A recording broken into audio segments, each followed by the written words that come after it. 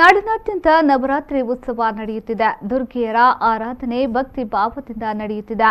ಈ ನಡುವೆ ಕೊಲ್ಲೂರು ಮೂಕಾಂಬಿಕಾ ಕ್ಷೇತ್ರದಲ್ಲಿ ನವರಾತ್ರಿ ವಿಶೇಷ ಚಂಡಿಕಾ ಹೋಮದ ಸಂದರ್ಭ ಫಲವೊಂದು ಪ್ರಸಾದ ರೂಪದಲ್ಲಿ ತಟ್ಟೆಗೆ ಬಿದ್ದು ಎಲ್ಲರಲ್ಲೂ ರೋಮಾಂಚನ ಸೃಷ್ಟಿಸಿದೆ. ಉಡುಪಿ ಜಿಲ್ಲೆಯ ಬೈಂದೂರು ತಾಲೂಕಿನ ಕೊಲ್ಲೂರು ಶ್ರೀ ಮೂಕಾಂಬಿಕಾ ದೇವಿಯ ಸನ್ನಿಧಾನದ ದೃಶ್ಯವಿದು.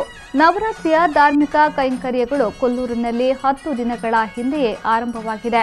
ನವಮಿಯ ಈ ಶುಭ ದಿನದಂದು ವಿಶೇಷ ಚಂಡಿಕಾಯಾಗದ ಸಂದರ್ಭ ಫಲಗಳನ್ನು ದೇವರಿಗೆ ಅರ್ಪಿಸಲಾಗಿತ್ತು. ಈ ಸಂದರ್ಭದಲ್ಲಿ ಹಣ್ಣುಗಳ ರಾಶಿಯಿಂದ ಸೇಬು ಹಣ್ಣು ಎದುರಿದ್ದ ತಟ್ಟೆಗೆ ಜಾರಿ ಬಿದ್ದಿದೆ. ಭಕ್ತರು ಇದನ್ನು ದೇವಿಯ ಪ್ರಸಾದ ಎಂದು ಬಣ್ಣಿಸಿದ್ದಾರೆ. ದೇವಿ ಮೂಕಾಂಬಿಕೆಯ ಸೇವೆಯನ್ನು ಸ್ವೀಕರಿಸಿ ಸಂತುಷ್ಟರಾಗಿದ್ದಾಳೆ ಎಂದು ಭಕ್ತರು ಜೈಕಾರ ಹಾಕಿದ್ದಾರೆ.